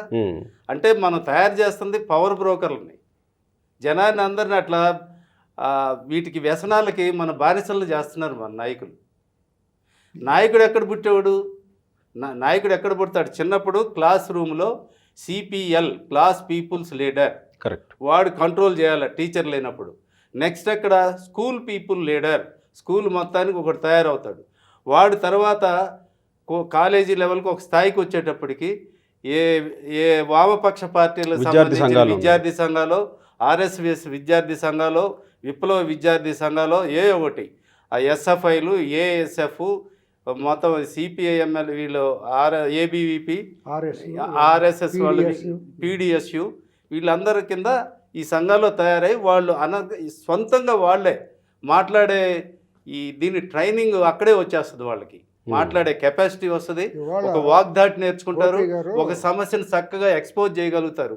అలాంటి వాళ్ళే పార్టీలో స్టూడెంట్ లీడర్ నుంచి యూత్ లీడర్ నుంచి జిల్లా లీడర్ అయి అప్పుడు శాసనసభ్యులుగా వాళ్ళు టికెట్లు తీసుకొని వస్తారు. ఇప్పుడు వస్తుంది ఎవరు? ఆ కాలేజీలు నడిపేవాళ్ళు, ఆ కోళ్ల ఫారాల్లాగా గ్రౌండ్ లేకుండా ఇన్స్టిట్యూషన్స్ పెట్టినోళ్ళు, వీళ్ళందరూ వ్యాపార ధోరణిలో ఉండేవాడు. వాడేం చేస్తాడు? రియల్ ఎస్టేట్ వచ్చిన వాళ్ళు వీళ్ళు వస్తారు. వీళ్ళు వస్తే ఏం చేస్తారు? కొంతమంది ఏమో గంగూబాయ్ కంపెనీలు నడిపినాళ్ళు, రెడ్ లైట్ ఏరియాలో గంగూబాయ్ కంపెనీలు లాంటివి నడిపినాళ్ళు, ఆ సేవలో బాగా ఆరితేరినాళ్ళు టెంపుల్. అంటే ఇది మార్పులో భాగంగా వచ్చిందా లేకపోతే ఇప్పుడు ఒకటి మీరు అబ్జర్వ్ చేయండి, హౌస్లో నిలబడి నిటారుగా వెన్నెముకతో నిలబడి నిటారుగా 90 డిగ్రీస్లో నిలబడి అనర్గళంగా ప్రజా సమస్యల మీద మాట్లాడేవాళ్ళు ఎంతమంది ఉన్నారో మీరు చెప్పండి. ఎందుకో వేళ్ల మీద లెక్కేసుకోవాల్సి వస్తుంది. మీరు లెక్క పెట్టండి. ఈరోజు కేసీఆర్ గారు అసెంబ్లీకి వచ్చారండి సార్. ఆయన ఫస్ట్ ఫేజ్లో రాలేదు. ఫస్ట్ ప్రమాణ స్వీకార ఓత్ చేసి శాసనసభ్యులుగా తీసుకున్నారు, వెళ్ళిపోయారు, ఇవాళ వచ్చారు, సంతోషం. దానికి రాజకీయ కారణాలు ఉంటాయంటే ఉంటాయి ఖచ్చితంగా. నాయకుడు అనేవాడికి, శాసనసభ్యుడు అనేవాడికి 2 కారణాలు ఉంటాయి. ఒకటి రాజకీయం ఉండాలి, ఇంకొకటి అధికారం ఉండాలి. ఈ 2 కారణాలతోటే వస్తారు వాళ్ళు. ఆయన రేపు కూడా వస్తే బాగుండని నాలాంటి వాళ్ళు నీలాంటి వాళ్ళు అనుకుంటాం. ఎందుకంటే ఇట్ మేబీ టూ ఎర్లీ. ఇప్పుడు గవర్నమెంట్ వచ్చి సంవత్సరం, ఇది కాకుండానే వెంబడే ఉతికారేస్తాం అసలు. అంటే మరీ దారుణంగా ఉందండి ఈ మధ్య పరిస్థితి. అధికారంలోకి వచ్చి నెక్స్ట్ మంత్ నుంచే నువ్వు అవి చేయి, ఈ చేయి, అవి ఖర్చు పెట్టి, ఈ ఖర్చు, నువ్వు మొత్తం అక్కడ ఖజానా అంతా ఖాళీ చేసి వెళ్ళిపోయి వాడు అవి పెట్టట్లేదంటే ఎక్కడ పెట్టలేడనే విషయం. ఆంధ్రప్రదేశ్లో కూటమి ప్రభుత్వం వచ్చిన కరెక్ట్గా 45 రోజులకి జగన్మోహన్ రెడ్డి ఢిల్లీ వెళ్ళి రాష్ట్రపతి పాలన పెట్టమని అడిగాడు. ఇక్కడ కూడా అంతేగా. కేటీఆర్ వచ్చేసి 3 నెలల్లో పడిపోతుంది, ముఖ్యమంత్రి మారిపోతాడు, ప్రభుత్వం పడిపోతుంది అంటే వీళ్ళ కోసం ప్రభుత్వాలు పడిపోతాయా? ప్రజలు కడియం శ్రీహరి 6 నెలల్లో పడిపోతుందని ఇప్పుడు మళ్ళీ ఆయన అదే పార్టీలోకి పోయాడు. మళ్ళీ అంటే ఇంతకుముందు ఒక విషయాన్ని అబద్ధాన్ని పదే చెప్తే గోబెల్స్ ప్రచారం అనేవాళ్ళు. ఇప్పుడు అసలు ఆ గోబెల్స్ అనే మాట మర్చిపోయాము. ఇప్పుడు జనాన్ని సైకలాజికల్గా ప్రిపేర్ చేస్తున్నారు. తొందరగా ఈ గవర్నమెంట్ వేస్ట్, ఇది వేస్ట్. ఎట్లండి మరి? సంవత్సరం 5 ఏళ్లలో వాడు ఒక 2 సంవత్సరాలన్న పరిపాలించి వాడికి బ్రీతింగ్ పీరియడ్ ఇచ్చి. ఇప్పుడు 2 రాష్ట్రాల్లో ఒక సమస్య ఉందండి. ముఖ్యమంత్రులుగా ఉండే వాళ్ళకి, మంత్రులుగా బాధ్యతలు ఉండే వాళ్ళకి ప్రధాన సమస్య ఉంది. ఏంటంటే ఒట్టికొండలాగా మిగిలిపోయినాయి. డెఫిసిట్ బడ్జెట్ మొత్తం లూటీ చేసేసారు. 2 కుటుంబాల వాళ్ళు 2 రాష్ట్రాలను లూటీ చేసి అప్పుల పాలు చేసేసారు. ఇవాళ వాళ్ళు కూడా అధికారం కోసం వాళ్ళు అర్హత లేనటువంటి మితిమీరిన వాగ్దానాలు చేసి 2 చోట్ల ఇక్కడ కాంగ్రెస్, అక్కడ తెలుగుదేశం కూటమి కూడా అధికారంలోకి వచ్చారు ప్రజల్ని చేయటం కోసం. వచ్చిన తర్వాత వాళ్ళ యాస్పిరేషన్స్ అందుకునే పరిస్థితుల్లో ప్రభుత్వాలు లేవు. దీన్ని ఇంకా జనాలను రెచ్చగొట్టే ప్రయత్నం నిస్సిగ్గుగా ఇక్కడ బీఆర్ఎస్ అక్కడ వైసీపీ వాళ్ళు ఏం చేస్తున్నారంటే ప్రజల్లో ఒక అసమ్మతిని రేకెత్తించేటట్టును ఒక డిమోరలైజ్ చేసే విధంగా మాట్లాడటం అనేది జరుగుతుంది. జనంలో కూడా స్పీడ్ ఎక్కువైంది. ఎందుకంటే నీకు పాత సినిమా చూసేవాడి మానసిక పరిస్థితి ఒక రకంగా ఉంటుంది, ఇప్పుడు కొత్తగా సినిమాలు చూసేవాళ్ళకి ఒక రకంగా ఉంటుంది. నువ్వు అంతా చెప్పు పనిలా జనరేషన్ ఇప్పుడు ఫాస్ట్. నాకు మా గురువుగారు ఒక ఆయన జర్నలిజంలో చెప్తుండేవాడు, మనం కిరోసిన్ దీపాలు పాత లాంతర్ల కింద పుట్టి పెరిగిన వాళ్ళ యాక్టివిటీ తర్వాత ఇప్పుడు ఈ విద్యుత్ దీపాలు వచ్చాక పెరిగే వాళ్ళ యాక్టివిటీలో ఈ షార్ప్నెస్లో చాలా తేడా ఉంటుంది. ఇప్పుడు నువ్వు అంతా చెప్పబనిలే, కొంత నువ్వు చెబితే మిగతా అది అందుకుంటారు, హింట్ ఇస్తే అంటుకుపోయేవాళ్ళు జనం. అందువల్ల సినిమా కూడా కాస్త బాగాలేకపోతే ఎమ్మడే బోర్ కొట్టేసి దాన్ని డిసైడ్ చేసేస్తారు. రాజకీయాలు కూడా అంతే. విషయం ఏంటంటే నేను చెప్పేది, ఈ కష్టకాలంలో అధికార పార్టీ ఎమ్మెల్యేల బాధ్యత చాలా క్రూషియల్. ఎందుకంటే సపోర్ట్ చేయాలి ముఖ్యమంత్రులకి. పక్కన ప్రజలకు ఇచ్చిన వాగ్దానాలు నెరవేర్చడంలో డిలే అవుతుంది నిధులు లేక. ప్రతిపక్షాలు ఓ పక్క లేనిపోయిన దుమ్మెత్తి పోసే విధంగా డిమోరలైజ్ చేస్తున్నప్పుడు హౌస్లోకి ఎమ్మెల్యేలందరూ 100% హాజరయ్యి ప్రతిపక్షాలను ఎండగట్టాలి, ప్రతిపక్షం చేసే దుష్ప్రచారాన్ని అడ్డుకోవాలి, మాట్లాడాలి, కమాండ్ ఉండాలి, సబ్జెక్ట్ మీద. ఇంకొకటి ఇక్కడ 164 సీట్లతోటి కూటమి ప్రభుత్వానికి భారీ మ్యాండేట్ కదా ఇది. ఎంతమంది వస్తున్నారు చూడండి. నేను అదే అంటున్నాను, ఇక్కడ ఏంటంటే ఇంత మ్యాండేట్ ఎందుకు వచ్చింది? గత ప్రభుత్వం అంటే వ్యతిరేకత ఉండి ప్రజల కంటగింపుగా మారింది కాబట్టి గత ప్రభుత్వం వచ్చింది. సో ఈ ప్రభుత్వాన్ని కాపాడుకోవాల్సిన బాధ్యత ఎమ్మెల్యేల మీద ఉంది, బాగా కాపాడుకోవాల్సిన బాధ్యత. అలాంటప్పుడు ఎమ్మెల్యేలు ఇందాక శ్రీరామ్ గారు అన్నట్టు అసలైన విధులు పక్కకు పెట్టేసి ఈ విధుల్లోకి వెళ్ళిపోతే వీళ్ళ మీద కూడా అదే అభిప్రాయం వస్తుంది కదా రేపటి రోజున. ఇంత మ్యాండేట్ ఇచ్చి తెచ్చుకున్న ప్రభుత్వాన్ని మళ్ళీ మనం ఎన్నుకోవాలి అని అంటే వాళ్ళకి వీళ్ళకి తేడా ఏముందిలే అని అనుకునే ప్రమాదం ఉంది కదా. ఇంకొక విషయం చెప్తున్నా సార్, శాసనసభ్యులకి ఇప్పుడు ఇచ్చే జీతాలు ఎంత తెలుసా? ఒక్కొక్కరికి 2 నుంచి 3 లక్షల చిల్లర అవుతుంది. అవును కదా. తెలంగాణలో అయితే శాసనసభ్యులకి ఆఫీసులు కూడా ఇచ్చారు, మళ్ళీ వాళ్ళకి సహాయకులను ఇచ్చారు. అవును. నువ్వు 10,000 జీతం తీసుకునేవాడు 10 రోజులు సెలవు పెడితే యాజమాన్యం ఏం చేస్తుంది? జీతం కోచేస్తుంది. వీడు మరి ఇన్ని లక్షలు తీసుకునేవాడు శాసనసభ రాకపోతే వీడు ఎవడు కొయ్యాలి వీళ్ళ జీతాలు? అది చాలా చిన్న విషయంగా చూస్తున్నారు సార్. ఎందుకు చూస్తారు? ప్రజల్లో ప్రజల్లో కూడా అది చిన్న విషయంగా ఉంది. అది మన డబ్బు. కానీ ప్రజలు అడగాలనే విషయం ప్రజలు స్పృహ కోల్పోయారు. ఆ విషయం కోల్పోయారంటే ఇదే ఎన్టీఆర్ ఫ్యాన్స్ ఏఎన్ఆర్ ఫ్యాన్స్ అని మేము చిన్నప్పుడు అనుకునేవాడు. ఇప్పుడు అట్లాగా ముందే జనం పార్టీల వారీగా నాయకుల వారీగా డివైడ్ అయిపోయి వాళ్ళ ఆలోచన శక్తిని కోల్పోయారు. ఒట్టి ఫ్యాన్స్ తప్పితే ఎవడు రియల్ గా చేస్తున్నాడు, ఎవడు పబ్లిక్ కోసం పనిచేస్తున్నాడు అనేది ఆలోచించడం పూర్తిగా సైడ్ తీసుకుంటే. అంటే అక్కడ ప్రజా ఉద్యమాలు విద్యార్థి సంఘాల ఉద్యమాలు రావాలి కదా. ఒక ఎమ్మెల్యే అసెంబ్లీకి వెళ్ళకపోతే ఎందుకు వెళ్ళట్లేదు అని నిలదీయాలి కదా. శ్రీరామ్ గారు, గోపి గారు, ఇక్కడ గతంలో ఎమ్మెల్యేలు గన్మ్యాన్లు పెట్టుకునేవాళ్ళు కాదు, సిగ్గుపడేవాళ్ళు. పక్కన గన్మ్యాన్ పెట్టుకుని నడవాలంటే నేను దొంగన నాకు కాపలా కాసినట్టు అన్నంత ఫీల్ అయ్యేవాడు. దొంగలకే పోలీసులు పక్కన ఉంటారు, దొంగలకేగా థ్రెట్ ఉండేది. ఆత్మగౌరవం ప్రజల సమస్యల మీద పోరాడే వాళ్ళు ఎవరో కూడా గన్మ్యాన్ పోలీసులు పెట్టుకునేవాళ్ళు కాదు, మాకు వద్దనేవాళ్ళు. వాళ్ళు ఒంటరిగా తిరుగుతారు ప్రజల్లో. ఈ దొంగలు దౌర్భాగ్యులే గన్మ్యాన్ల పక్కన కావాలని కోరుకుంటారు. ఇవాళ 2 ప్రభుత్వాలు కనుక ఎమ్మెల్యేలకు గన్మ్యాన్లు తీసేయమనండి, సచ్చినట్టు ప్రతి ఒక్క 100 మంది అసెంబ్లీకి వస్తారు, జనం తొంతారు బయటికి వెళ్తే అని భయంతో. సూపర్ ఐడియా చెప్పారండి. గన్మ్యాన్లు తీసేమని ఏం దిగుతున్నారండి? గన్మ్యాన్లు పెట్టి ఎవరు కొడతారండి? గన్మ్యాన్లు ఎందుకు? వీళ్ళు రియల్ ఎస్టేట్ వ్యాపారాలు చేయడానికి, అసాంఘికమైన సెటిల్మెంట్లు చేయడానికి గన్మ్యాన్లు పోలీసులు వాడుకుంటున్నారు. ప్రజాధనాన్ని గన్మ్యాన్ల పేరుతో ఎందుకు పెట్టుకోవాలండి? అసాంఘికం అయితే మళ్ళీ అప్పుడు ప్రైవేట్ ట్రిప్పులు ఉంటాయిలేండి, అప్పుడు గన్మ్యాన్లు డ్రైవర్లు కూడా ఉండరు. అది వేరే విషయం. ప్రైవేట్ అఫైర్ లో చీకటి వ్యవహారాలు చాలా ఉన్నాయి. అసలు పోలీసులతో వీళ్ళు చేయించుకున్న ఆ దుర్మార్గమైన పనులు చాలా ఉన్నాయి. గన్మ్యాన్లను అడ్డం పెట్టుకుని వీళ్ళు చేయించుకుని ఇంటి దగ్గర వాళ్ళ సెల్ఫ్ రెస్పెక్ట్ని పోగొట్టేటట్టు వాళ్ళు కూడా చేయరాని పనులన్నీ చేస్తారు గన్మ్యాన్లకు వెళ్ళినాడు. అసలు ఎందుకోసం ప్రజలను రక్షించాల్సిన పోలీసులు ఎమ్మెల్యేలకు రక్షించినట్టు? వీళ్ళని ఎవరు కొడతారని, బంగారు పుట్ల ఏలు పెడితే కొట్టినా అని వీళ్ళు అదో పనులు చేస్తేనే వీళ్ళకి భయం. వీళ్ళు ఏం దిగుతున్నారు? వీళ్ళ గన్మ్యాన్లు ఉండాలి. అదే నేను ఇందాక 2, 3, 4, 10 మంది గన్మ్యాన్ల. నేను ఇందాక అడిగిన ప్రశ్నలో కూడా ఈ ఎమ్మెల్యేలు ప్రభుత్వాన్ని కాపాడుకోవాల్సింది పోయి ఇలా చేస్తే మళ్ళీ ఎలక్ట్ అవడానికి ఇలాంటి ప్రభుత్వాలకు అవకాశం ఉండదు కదా గన్మ్యాన్లు తీస్తే ప్రజలు. గన్మ్యాన్లు తీసేస్తే మీరు అసెంబ్లీలో హాజరు చూడండి 100 మంది వస్తారు.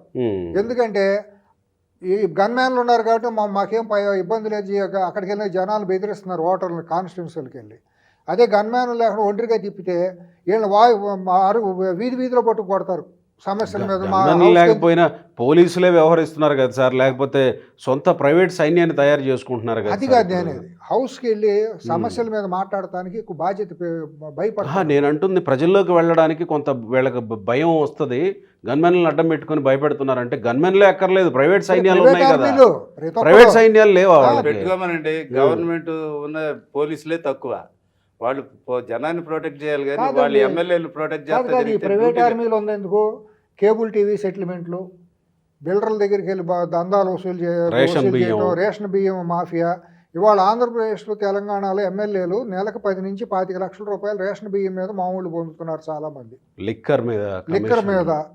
ఈ రేషన్ బియ్యం అంతా కూడా కాకినాడను ఇటువంటి పోర్టుల నుంచి ఇతర విదేశాలకు తరలి వెళ్ళిపోతున్నాయి. గోపి ఒక్క విషయం ఇందులో గమనించాల్సింది ఏంటంటే జనం కూడా గమనించాలి. ఫస్ట్లో ఇప్పుడు అసెంబ్లీలో చర్చ జరిగితే చర్చలో బాగా మాట్లాడి ఆ ప్రభుత్వాన్ని నిలదీయగలిగి ఒక ఇష్యూని ఫోకస్ చేసే పరిస్థితి ఉండాలి అసెంబ్లీలో. అది జరుగుతుందా? దానికి ప్రభుత్వం వైపు నుంచి తప్పు జరిగితే ఒక దశలో ఏం జరిగిందంటే ఒకప్పుడు జరిగేవి బాగా హాట్ డిస్కషన్స్ జరిగేవి. దానికి ఒక ఎమికబుల్గా ఒక తీర్మానం చేసేవాళ్ళు.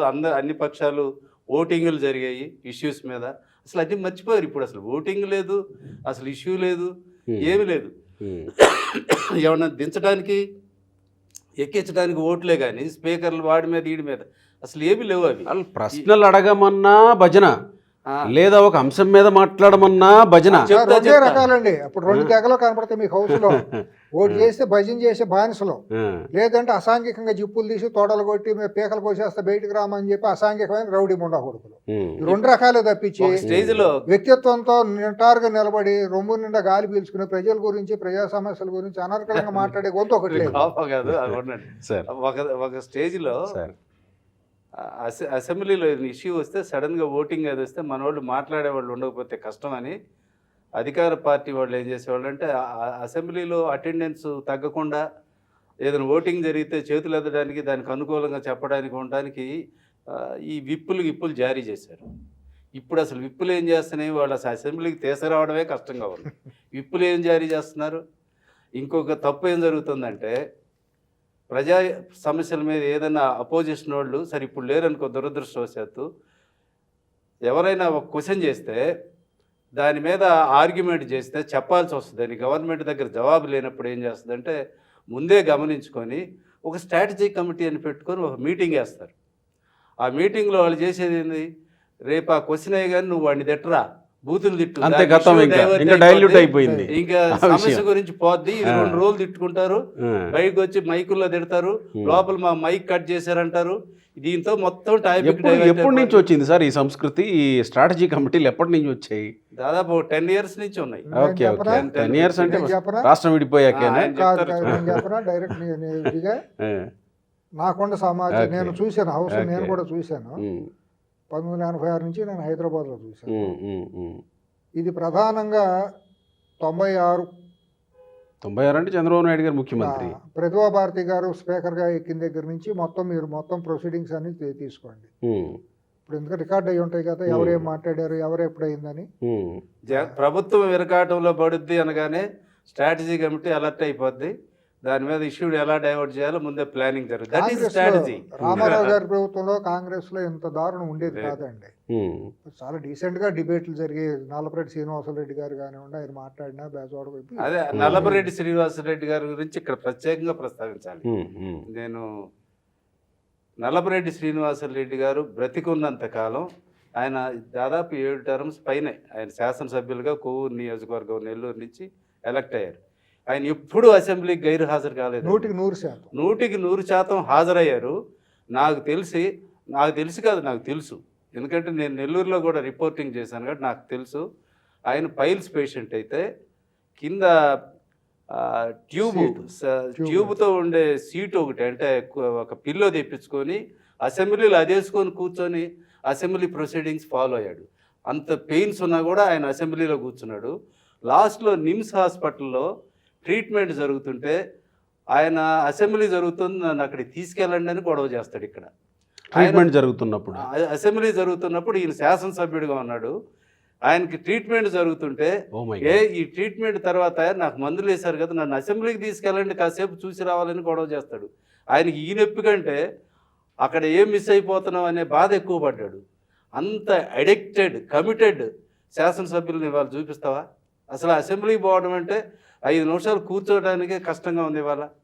అసలు ఎవడు సొంతంగా ఆలోచించి సొంతంగా వాళ్ళ నియోజకవర్గాల ఇష్యూల మీద అసెంబ్లీకి తీసుకొచ్చి మాట్లాడాలని ఎవడన్నా ప్రిపేర్ అయ్యి వస్తున్నాడా? పార్టీ చెప్తుంది, వీళ్ళు పలుకుతారు. ఇట్లా అయిపోతే ఎట్లండి? రాజకీయం కాదు కదా, పబ్లిక్ ఇష్యూస్ కదా మాట్లాడాల్సింది. They are people's representatives, not of course party అనేది ఒక పొలిటికల్ సిస్టమ్ నడపడానికే, కానీ జరుగుతుంది అది కాదు కదా. కోటి కూడా గోపి గారు, ఒక నాయకుడు అమర్చి అయ్యేది ప్రజా సమస్యలను హౌస్లో రేజ్ చేసినప్పుడు. శ్రీరామ్ గారు అన్న ఒక్క పాయింట్ మీకే ఇస్తున్న అవకాశం. శ్రీరామ్ గారు అన్న ఒక పాయింట్, ఈరోజు ఎవరు కూడా తాను వ్యక్తిగతంగా మనసుకు తీసుకొని సమస్యలు రైజ్ చేసేవాళ్ళు లేరు. కంటెంట్ రైటర్లు ఉంటారు పక్కన, ఏదో దీని మీద రేపు అసెంబ్లీలో మాట్లాడాలి ఏమన్నా ప్రిపేర్ చేయవా అని అంటే వాళ్ళు ప్రిపేర్ చేస్తారు. ఏదో వాళ్ళు ప్రిపేర్ చేసి వీళ్ళు తీసుకుపోయి అక్కడ చదివేసి వస్తారు.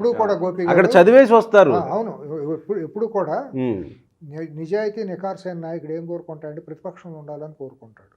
ప్రతిపక్షం అనేది చాలా సువర్ణ అవకాశం ఒక నాయకుడికి ఎమర్జ్ అవ్వడానికి. ప్రజల గుండెల్లో చేరేది ప్రతిపక్షంలో ఉన్న నాయకుడు. కానీ కమ్యూనిస్టులు వీళ్ళందరూ ఇవాళ ఎందుకు చెప్పుకుంటున్నాం వాళ్ళని మనం అందరం కూడా అంటే చూసాం కాబట్టి. ప్రజల గుండెల్లో చేరేది ప్రతిపక్షంలో ఉండి ప్రభుత్వాన్ని ప్రశ్నలతో ఇరకాటంలో పెట్టి ప్రజా సమస్యలు లేవనెత్తినప్పుడు అది ఆ ప్రశ్నలు ఎత్తడం అంటే అధికార పార్టీలో ఉండి కూడా ప్రశ్నలు వేయచ్చు. జరుగుతున్న సమస్యల గురించి నిజాయితీగా నిష్పక్షపాతంగా ఎత్తవచ్చు. ఎందుకంటే అధికార పార్టీలో నుండి భజన చేయమని కాదు, అధికార పార్టీలో ఉన్నా కూడా సమస్యలే కదా, ప్రజా సమస్యలే కదా, అది ఎత్తి చూపించాలి కదా. హౌస్ ద్వారా హౌస్లో ఎత్తినప్పుడు ప్రభుత్వం దృష్టికి వెళ్తుంది. మంత్రి కూడా దానికి తగిన శాఖ మంత్రి కూడా కొద్దిగా అలర్ట్ అవుతారు. అంటే ఇప్పుడు ఇంకొక డౌట్ వస్తుంది, ఏంటి అధికార పక్షంలో ఉండి కూడా అధికార పార్టీని ప్రశ్నించే నాయకులు అసెంబ్లీలో ఉన్నారా అని ఇప్పుడు డౌట్ వస్తుంది కొంతమందికి. నిన్నటికి నిన్న మన రిపోర్టరు అతను చెప్తుంది ఏంటంటే, కొంతమంది శాసనసభ్యులు బయట లాబీలోకి వచ్చినప్పుడు అసలు ఇంట్రెస్ట్ కొట్టలేదు, అసెంబ్లీకి రావాలని ఆసక్తే లేదు. ఏమండి ఏముంది కూర్చొని భజన చేసుకోవడం తప్పితే లోపల ఏం చేస్తాం మనం అంటున్నారు. కారణం ఏంటంటే అపోజిషన్ ఒకటి లేదు, రెండేమో వీడికి సబ్జెక్ట్ లేదు, వీడికి ఇష్యూలు లేవా మాట్లాడడానికి. అట్లా తయారైపోయింది పరిస్థితి. మొహమాటాలు, మళ్ళా మంత్రిని ఏం ప్రశ్న వేస్తే రేపొద్దున తన వీళ్ళు తన పనులు ఎక్కడ ఆగిపోతాయని భయం. భజనలో కూడా గత 5 ఏళ్లలో చూసాం, అదో రకమైన భజన, తీవ్రవాదమైన భజన. అబ్బో, బానిసల కంటే హీనం, బానిసల కంటే హీనంగా ఆరాధన, వ్యక్తి ఆరాధన తీవ్రంగా పెరిగిపోయింది. ప్రజాస్వామ్యులు ఇది పద్ధతి కాదు, ఎప్పుడు కూడా అది మంచిది కాదు. ప్రజాస్వామ్యానికి, దేశానికి, వ్యక్తి ఆరాధన ఎప్పుడు కూడా చోటు చేస్తుంది. ఇప్పుడు కూడా ప్రజలు అనేవాళ్ళు, ఓటర్ అనేవాడు గొప్పవాడు, సమాజం గొప్పది, దేవాలయం లాంటిది అసెంబ్లీ కానీ పార్లమెంట్ కానీ తప్పించి మీరు అక్కడికి వెళ్ళిన పార్లమెంట్లోనూ వ్యక్తి ఆరాధనే, అక్కడ భజనే. ఎంతసేపు రాముడు లేకపోతే హేట్, ముస్లింలు దొంగలని లేకపోతే ఇంకొకళ్ళని వాళ్ళ మీద ద్రోహులుగా చిత్రీకరించి క్రిస్టియన్స్ అని అట్లా ఇక్కడ అంతే. ఇక్కడ వ్యక్తి ఆరాధన, కుటుంబాలకే కూలీ పనులు చేయటం. ఇక్కడ ఈ అసెంబ్లీ విషయానికి వస్తే ఎవరైనా ఉన్నారా అట్లా అధికార పార్టీలో ఉంటే అధికారాన్ని ప్రశ్నించిన వాళ్ళు అనే ఉన్నారు, ఎందుకు లేరు కానీ కానీ సిస్టమ్స్ అనేవి మనం తయారు చేసుకున్నాయి, మన కోసం మనం చేసుకున్నాయి. శాసనసభ్యులు కానివ్వండి, పబ్లిక్ కానివ్వండి, ఇదే శాసనసభ్యుల్ని సమస్యలు చూడడానికి చంద్రబాబు నాయుడు గారు సీఎం అయిన తర్వాత కొన్ని ప్రయోగాలు చేశాడు. అసెంబ్లీలో తరగతులు ఉంటాయి. తర్వాత ఆయన కొన్ని టీములుగా అమెరికాకి, కొన్ని దేశాలకు కూడా పంపించాడు వీళ్ళని. ఎందుకంటే అమెరికాలో రోడ్లు ఎలా ఉంటాయి, ఆ రోడ్డు మేనేజ్మెంట్ ఎలా ఉంటుంది, కండిషన్స్ ఎలా ఉంటాయి, వెహికల్స్ మూమెంట్ ఎలా ఉంటుంది, ఒక్క రోడ్లే కాదు మిగతా అర్బన్ ఎలా ఉంటుంది, వాళ్ళు ఎలా ఫాలో అవుతారు రూల్స్ అనేది. ఎందుకు మన జనం కూడా ఇప్పుడు ఇక్కడ ఆ రోడ్ల మీద అడ్డదిడ్డంగా తిరుగుతారా? అమెరికాలో లేకపోతే ఇంకో దేశం పోయేటప్పటికి చచ్చినట్టు డిసిప్లైన్డ్గా పోతారు. ఇదే జనం. ఎందుకంటే అక్కడ సిస్టమ్స్ కరెక్ట్గా ఉంటాయి కాబట్టి చచ్చినట్టు ఫాలో అవుతారు. ఇక్కడ ఏది సిస్టమ్ కరెక్ట్గా ఉండదు. పోలీస్ ఆపగానే వాడి చేతులు ఇట్లా ఒక 500 నోట్ ఇట్టు పెట్టడం, వెళ్ళిపోతాడు ఒకడు. అసలు వాడు ఏమి ఇచ్చాడో తెలియదు, వీడి గప్పు జేబులో పెట్టుకుంటాడు, వాడిని పట్టించుకోడు, వాడు వైలెట్ చేసి. గోపి గారు ఇటువంటి వాళ్ళని ప్రమోట్ చేయడం చంద్రబాబు గారికి కూడా డేంజరే. ఆయన ఏదన్నా అనుకోవచ్చు కానీ ఇనిషియల్గా ప్రశ్నించితే ఆయన జీర్ణించుకోలేకపోవచ్చు లోకేష్ గారి వాళ్ళు. ఇటువంటి వాళ్ళని ప్రమోట్ చేయడం లేకపోతే ఇటువంటి సిస్టాన్ని ప్రమోట్ చేయడం ఆ తెలుగుదేశం పార్టీకి కూడా నష్టం చేస్తుంది భవిష్యత్తులో. ఎందుకంటే ఒక స్పోర్టివ్ లీడర్షిప్ని చంపేస్తుంది, పోటీతత్వాన్ని చంపేస్తుంది, లీడర్షిప్ని చంపేస్తుంది. అది అంతిమంగా లాంగ్ రన్లో పార్టీకి చాలా నష్టం చేస్తుంది. ఎప్పుడూ కూడా పార్టీలో ప్రశ్నించేవాళ్ళు, తప్పును ఎత్తి చూపేవాళ్ళు ఒక పాజిటివ్ వేలో విమర్శ అనేది కూడా మనం డైజెస్ట్ చేసుకునేటట్టు తీసుకోగలిగినప్పుడు పార్టీ బతుకుతుంది, రాష్ట్రానికి అభివృద్ధి బాగుంటుంది, ప్రభుత్వం కూడా ప్రజల్లో మంచిగా వెళ్తుంది. అట్లా కాకుండా ఎంతసేపు మనం భజనకు అలవాటు పడిపోతే మన కళ్ళ గంతలు కట్టేసుకుంటే మనం బోర్ల పడిపోతాం. అది ఎక్కడైనా సరే. అంటే ఇప్పుడు మనం మాట్లాడాల్సింది కేవలం ఏ జగన్మోహన్ రెడ్డి కేసీఆర్ అసెంబ్లీకి రావట్లేదని మాత్రమే కాదు. వాళ్ళు వస్తే అంత రాకపోతే అంత అండి, రాకపోతే అది వాళ్ళ విఘ్నత, వాళ్ళకి తెలుసు.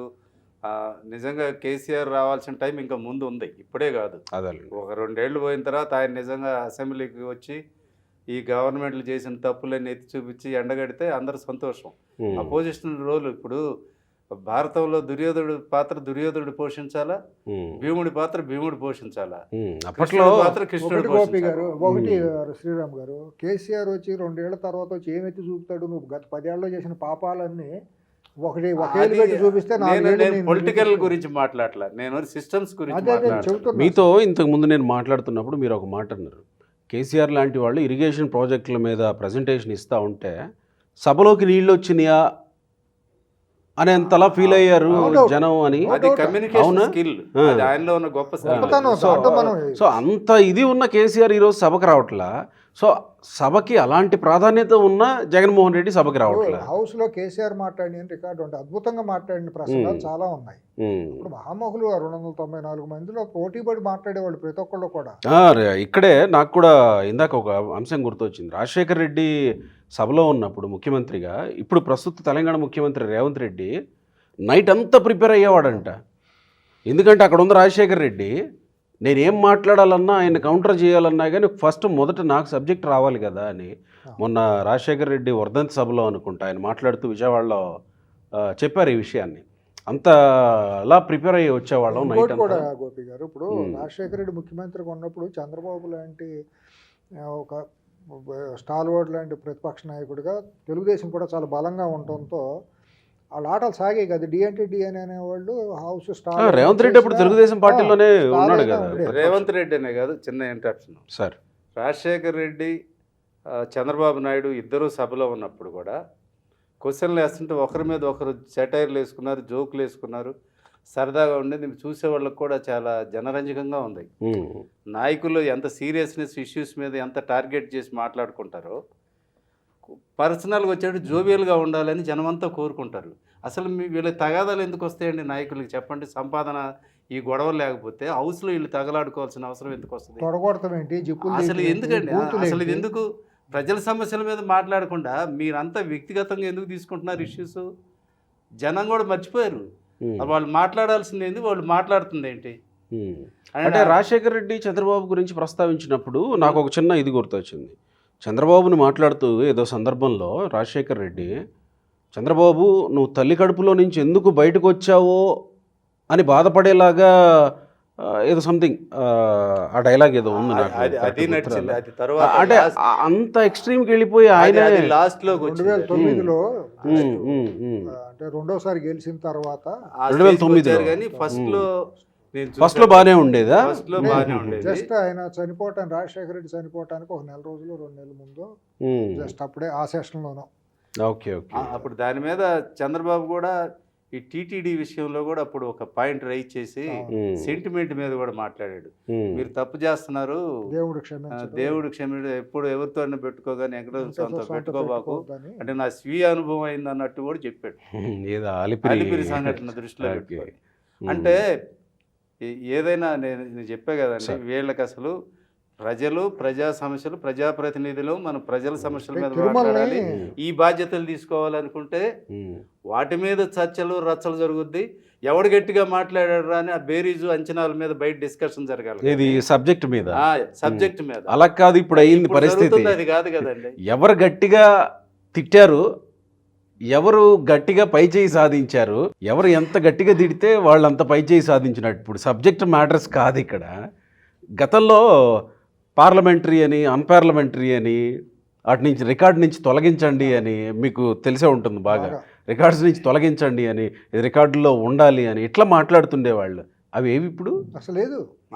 ఏకపక్షం మాట్లాడితేగా వస్తేనా. ఇవాళ స్పీకర్లకు కూడా ఎంతవరకు తెలుసు అనేది నాకు అనుమానం. స్పీకర్లకి ఇప్పుడున్న స్పీకర్ అయిన పాత్రుడు గారు చాలా సీనియర్ లేండి, ఆయనకి తెలియకుండా మాట్లాడటం. అదేలేండి. ఆ రోజు హౌస్ నడిచినప్పుడు దాంతో పాటు ఫాలో అవుతా మాట్లాడిన వర్డింగ్ ఏమైనా తేడా ఉందా, పర్సనల్ గా ఏమైనా టార్గెట్ చేసినట్టు మాట్లాడినట్టు ఉందా, లేకపోతే సమస్యనికి అతీతంగా లేదా సభలో లేని వ్యక్తుల గురించి మాట్లాడింది ఏమైనా ఉంటే, కరెక్ట్ కరెక్ట్, సభలో లేని వ్యక్తుల గురించి కూడా నష్టానికి ఏమైనా సంబంధిస్తుందా, అది పార్లమెంటరీ దీనికి ప్రొసీడింగ్స్ విరుద్ధమా అని ఇది చేసుకుని ఇమీడియట్ గా తొలగిస్తామని మాటకు ఉండేవాళ్ళు. మీరు మాట్లాడింది రికార్డులోకి వెళ్ళదు, వెనక్కి తీసుకుంటున్నాం అనేవాళ్ళు, అక్కడే సగౌరవంగా మేము పొరపాటు అయింది వెనక్కి తీసుకుంటున్నాను హుందాతనంగా చెప్పేవాళ్ళు.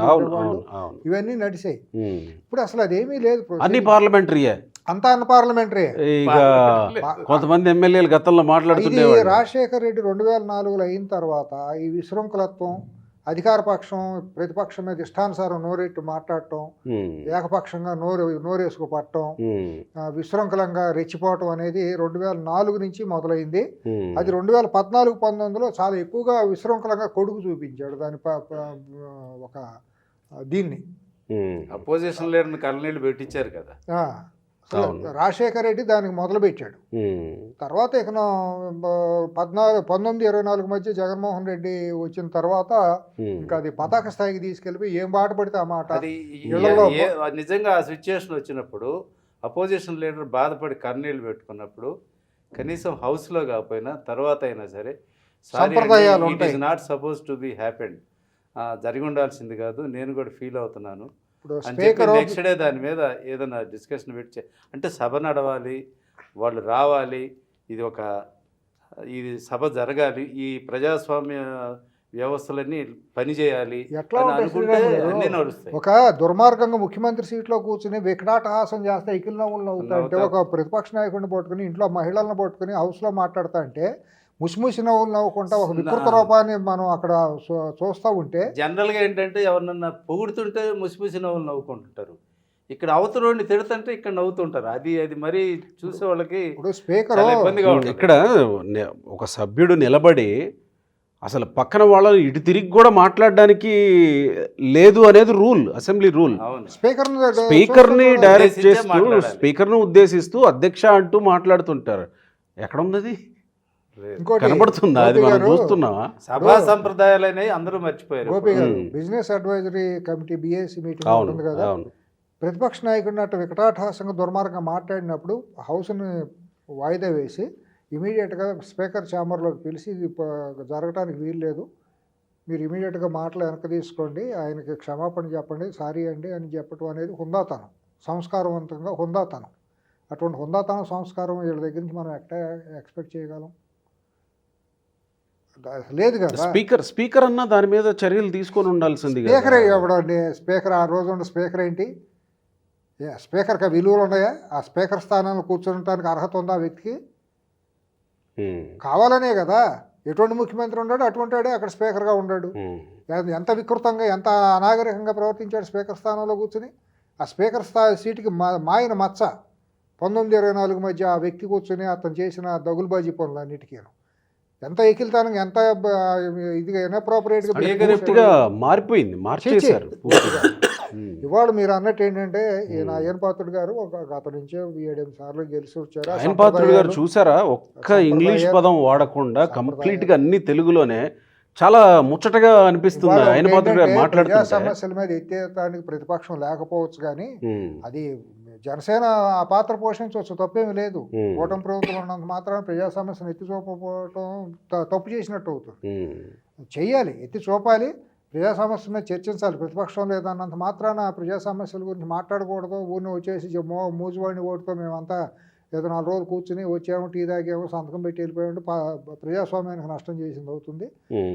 లాంగ్ రన్లో వాళ్ళ ప్రభుత్వానికి కూడా నష్టం అవుతుంది, పార్టీలకు కూడా. రైట్. శ్రీరామ్ గారు, ఇంకా ఇంత ప్రాధాన్యత ఉన్న అసెంబ్లీ ప్రస్తుతం ఎలా అయిపోయింది ఇప్పటిదాకా మనం చర్చించాం. కనీసం ఎమ్మెల్యేలు ఆ బుక్ గురించి మనం మాట్లాడుతుంటాం, కౌలన్ షక్దర్ బుక్ గురించి మాట్లాడుతాం. కనీసం ఎమ్మెల్యేలు అలాంటి బుక్స్ చదవడమో, లేకపోతే మీలాంటి జర్నలిస్టులు, సీనియర్ జర్నలిస్టులు ఎప్పటి నుంచో ప్రొసీడింగ్స్ ఫాలో అవుతున్న వాళ్ళు చెప్తూ ఉంటారు. ఇలాంటి వాళ్ళ సలహాలు ఏమన్నా కొంత తీసుకునే అవకాశం, లేకపోతే తీసుకునేలాగా ఏమన్నా వాళ్ళ ప్రవర్తన ఉంటుందా? నువ్వు కౌలన్ షక్దర్ అని వాళ్ళ దగ్గర మాట్లాడితే కౌలు లేదు, షక్దర్ లేదు, అలా సాల్వాయ ఆగబాయ, అంత టైం ఏడుంది, పనికేదే వాడుకు అసలు. కౌలన్ షక్దర్ అనే విషయం ఎవరు పలుకుతారు? నాకు తెలిసి యనమల రామకృష్ణుడు స్పీకర్గా ఉన్నప్పుడు చాలా డీసెంట్గా చేశాడు. నేను ఎక్కువ పీరియడ్ ఆయన పీరియడ్లోనే రిపోర్టింగ్, పయ్యావుల కేశవ్ గారు కూడా ఆ విషయాలు లేపుతూ ఉంటారు. ఆయన చాలా చక్కగా చేశాడు. ఆయన చాలా సందర్భాలు, ఆయన మన అశోక్ గజపతి రాజు గారు, ఆయన హౌస్లో పుస్తకం ఓపెన్ చేసి పేజీల్లో పెట్టుకొని, నేను చెప్పా కదా పూర్వకాలం ఎమ్మెల్యేలు ఎలా వచ్చేవారు, అలాగే ఆయన పాయింట్లు తీసి చదివేవాడు. ఓపిక లేక రూల్స్ నిజాలు చెప్తే చాలా మందికి నచ్చవు, ఓ అని కేకలు కొట్టడం, బల్లలు సరసటం, ఈ అల్లరి చేస్తూ ఉండేవాడు. బలంగా ఉండేది కదా అది. ఇప్పుడు అసలు ఆ పుస్తకం ఉంది, అదేంది తెలియదండి. ఇప్పుడు వేరు, ఇప్పుడు అంతా రెడ్. మనం ఈ డిబేట్ ద్వారా కంక్లూజన్లో ఏం ఆశిద్దాం ఎమ్మెల్యేల నుంచి? ఇప్పటికైనా, ఇప్పుడు అంటే 2 రాష్ట్రాల్లోనూ ప్రభుత్వాలు వచ్చి అంతా ఏడాది, ఇంకా అయినా ఇంక ఏడాది ఏం తక్కువేం కాదు ప్లానింగ్కి. ఇప్పుడు ఆల్మోస్ట్ ఆల్, కాకపోతే ప్రతిదానికి ఆర్థిక సమస్యల గురించి చెప్తున్నారు. ఏదైనా కనీసం హౌస్లన్నా కరెక్ట్గా ఇష్యూస్, పబ్లిక్ ఇష్యూస్ ఫోకస్ చేసి వాటి మీద విధానపరమైన నిర్ణయాలు, విధానపరమైన చట్టాలు చేయాలని కోరుతున్నా. అంతేగాని ఈ వ్యక్తి ఆరాధనలు, ఈ భజనలు, ఈ ఆపి జనంలో సభల మీద పోయిన విశ్వాసాన్ని మరింత దిగజార్చకుండా కాపాడాలని కోరుకుంటున్నాను. సూర్య గారు, మీరేం చెప్తారు? ఏం ఆశిద్దాం? అర్థవంతమైన చర్చలు జరగాలండి దాని మీద. ఇప్పుడు వచ్చిన ఎమ్మెల్యేలు ఇంకోసారి 10 ఏళ్ల పాటు లేకపోతే చిరకాలం ప్రజల మనసులో నేను ఉండాలి, నేను గెలవాలి, ప్రజల ప్రేమతో నేను ఒక సమస్య మీద పోరాడి ప్రజా మనసులో నిలవాలనేటట్టు ఉండాలి తప్పించి, నేను డబ్బులు సంపాదించుకుని నాకు ఈ సంప్రదాయాలు విలువలతో పని లేదు, నేను పదవిని అడ్డం పెట్టుకుని దోసుకుంటాను, సెటిల్మెంట్లు చేసుకుంటాను, భజనలు చేస్తాను, బానిసలాగా మారుతాను అని అంటే అది ప్రజాస్వామ్యానికే నష్టం జరుగుతుంది. అది పతనం అయిపోతుంది. ప్రజాస్వామ్యం అంటే ఏంటి? అది పతనం అయిపోతుంది. ప్రజాస్వామ్యం అంటే ప్రజలకి, ప్రజాస్వామ్యం అంటే ఏంటి? ప్రజల చేత, ప్రజల వలన, ప్రజల కొరకు. ఇప్పుడు ఇంకోటి అండి, చట్టాలు అనేది అధికారులు రాసుకొచ్చినప్పుడు వీళ్ళకి అవగాహన ఉండాలి. ఆ చట్టాలు కనుక రేపు ఇంప్లిమెంటేషన్ చేస్తే ప్రజలకు ఎటువంటి నష్టం వస్తుంది, ఎటువంటి లాభం వస్తుంది అనేది చర్చ జరగాలి. అది కదా చట్టం అంటే. సభ అంటే చట్టాలు తయారు చేసేది కార్యనిర్వాహక వర్గంలో ఉన్న ఐఏఎస్లు వాళ్ళు రాసుకొస్తారు. దాన్ని చట్టాలు రాసుకొచ్చిన దాన్ని రాజ్యాంగపరంగా అనుగుణంగా ఉండాలి. అది ప్రజలకు మేలు జరగాలి, సమాజానికి, రాష్ట్రానికి, అభివృద్ధికి, ఆదాయం పెరిగేదట్టో లేదా ప్రజలకు మంచి జరిగేదట్టో ఉండాలి. అసలు వీళ్ళకి ఆ చట్టం తెలియదు, రాజ్యాంగం తెలియదు, చర్చ లేదు.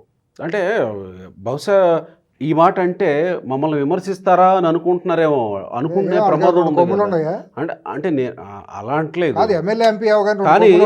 కానీ మేము ఇది మీ నుంచి ఆశిస్తున్నామని తెలియజేయడం అని నేను చెప్తున్నా. వాళ్ళ మంచి కోసం అదే నేను అంటుంది. వాళ్ళు చిరకాలం ఉండాలి. ఇది విమర్శగా తీసుకుంటే మళ్ళీ అదొక వాళ్ళ విమర్శ ఏంటయ్యా? We are also part of society. మాకు కూడా ఉండే హక్కులు ఉంటాయి. యాజ్ ఏ సిటిజన్ గా మేము అడిగే హక్కు మాకుంది. సిస్టమ్ ఇలా జరగాలని ఆశించడం తప్ప. Exactly that's what. ఇప్పుడు రాజ్యాంగంలో పీఠికలో ఉంటుంది, ఐ ద సిటిజన్ అని ఉంటుంది. ముందు పౌరుడే ముఖ్యం. రాజ్యాంగంలో పౌరులు ఉంటేనే కదా రాజ్యాంగం, దేశం ఉండేది. పౌరులు లేకుండా వీళ్ళకి ఎక్కడి నుంచి వచ్చారు చట్టసభల్లోకి? వీళ్ళకి అర్హత వచ్చింది. వీళ్ళు ఒక జడ్జిలైనా వీళ్ళైనా వీళ్ళకేమో 2 కొమ్ములు కిరీటాలు లేవు. వీళ్ళు ప్రజల కోసం, ప్రజాస్వామ్యాన్ని రక్షించడానికి, సమాజాన్ని అభివృద్ధి చేయడం కోసం వీళ్ళని మనం ఎన్నుకుంటున్నాం. వాళ్ళు బాధ్యతలు ఎక్కువ ఉంటాయి వాళ్ళకి. అంతే తప్పించి వాళ్ళు ఏం ప్రభువులు కాదు, సేవకులు వాళ్ళు. వాళ్ళ నుంచి మనం ఏంటంటే మంచి జరుగుతుందని చెప్పి మనం సద్విమర్శ చెబుతున్నాము. చేసుకుని ముందుకెళ్తే వాళ్ళకి మంచిది. వాళ్ళు ఇంకా 10 కాలాల పాటు గెలిచి ప్రజలను కూడా ప్రేమతో గెలుచుకుని సమాజానికి ఒక మంచి చేసి మార్గనిర్దేశకులుగా ఒక ధ్రువతారలాగా నిలబడితే బాగుంటుంది. ఇక్కడ ఒక్క మాట, 10 కాలాల పాటు లీడర్గా నిలబడాలి అనేటువంటి ఆలోచన ఉన్నవాళ్ళు, తప్పేం కాదు కానీ మంచి చేసి అది మంచి ఆలోచన, అది మంచి ఆలోచన. నిలబడాలి అనుకున్న వాళ్ళు నిలబడేలాగా పనులు చేస్తారు కదా. పుచ్చలపల్లి సుందరయ్య గారు, రైట్, ఒక చన్నమనేని రాజేశ్వరరావు గారు, లేకపోతే ఒక ఎంతో మంది మహనీయులు పేరు పెట్టి చెప్పాలని ఎన్జి రంగా గారు, వాళ్ళ జీవిత చరిత్ర చదివితే చాలు. కనీసం వీళ్ళకి కొంచెమన్నా అర్థమవుతుంది. గుంటూరు బాపనయ్య గారు, గుమ్మడి నరసయ్య గారు, ఎంతో మంది ఉన్నారు మచ్చలేకుండా ప్రజల కోసం అంకితం అయిపోయి. ఇప్పుడు మా పాటూరు రామయ్య గారు, మా కృష్ణా జిల్లాలో మహనీయులు ఎంతమంది ఉన్నారు. రైట్, ఆశిద్దాం, అంతకు మించి మనం చేసేదేం లేదు. Right sir, thank you very much అండి.